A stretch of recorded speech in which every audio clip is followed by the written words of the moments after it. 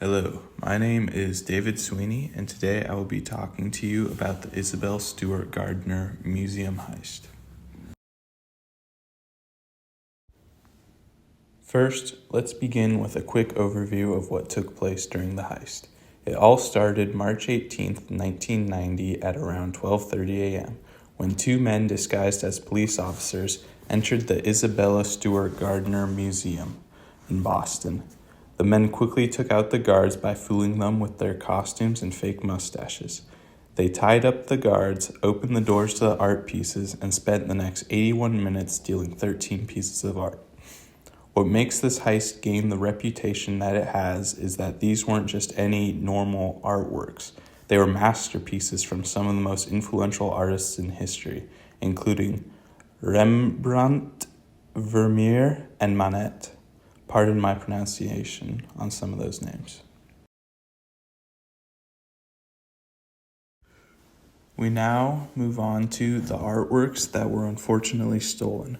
The pieces were as followed: The Concert, A Lady and Gentleman Black, Storm on the Sea of Galilee, Landscape with an Obelisk, Chez Tortuni, Cortex aux Environs de Florence, La Sortie des Paysages, Program for an Artist Soirée, Three Mounted Jockeys, an ancient Chinese bronze breaker, a bronze French eagle, a self-portrait by Rembrandt, and various sketches by Edgar Degas. Arguably the most valuable piece taken was The Concert by Vermeer. The reason being that there is only 34 known Vermeer works that have ever existed. This piece was 1 in a million, which obviously makes it all the more unfortunate that it was stolen. Another key piece was Rembrandt's Storm on the Sea of Galilee, and this painting is significant due to the fact that it was Rembrandt's only seascape painting, and along with that, this painting was a staple during the Baroque period of art. The theft had left a huge impact on the art world. Firstly, it certainly exposed how flawed art museums were at the time. Everybody had high-tech security for banks and such, but nobody had considered how easy it would be and the value in robbing an art museum. As a result, museums worldwide would tighten their security protocols and add higher levels of security. It was also a sad time for the art community due to the love of many of these works.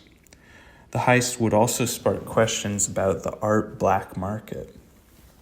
Such questions like, where do these pieces end up? Or could they be someone's private collection, or are they just lost forever?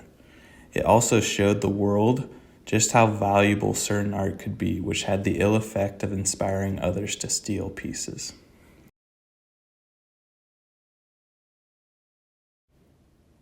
There are a few fun details and facts that I just wanted to cover, such as the fact that the museum actually still displays the empty frames where the paintings were hung.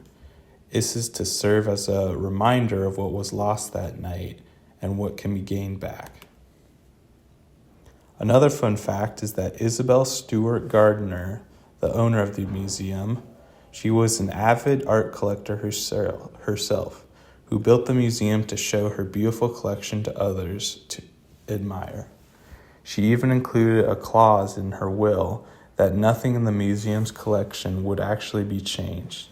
This also gives more meaning to the empty frames as a lasting symbol of hope and a prayer of sorts that someday we will see the art pieces again returned.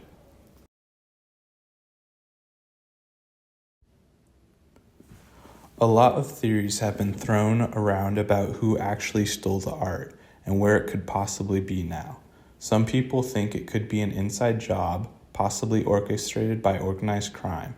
Others think the paintings were stolen to order off for a private collector. Whoever it was made off with $200 million worth of art, which is around $500 million in today's money, thus making the Isabella Stewart Gardner Museum heist one of the most successful in human history.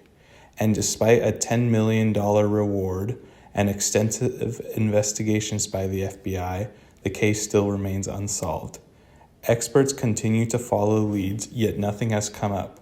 The FBI has had so many tips that led to nowhere, so it may be too late at this point. But they're not going to stop trying, as stated in many interviews.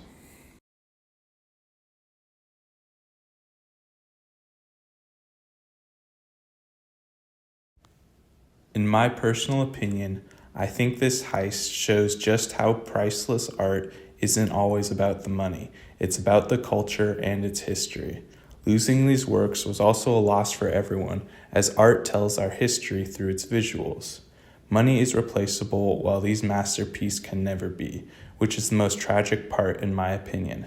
And I think this is best represented by the empty frame still hung up at the museum. I believe the stolen pieces aren't truly gone, but unfortunately that doesn't mean that they will be recovered. I hope someday to see them returned to where they belong, because I've always thought art belongs to the world and not locked away in some rich guy's penthouse. Thank you for listening to my presentation, and here are some of the sources I used.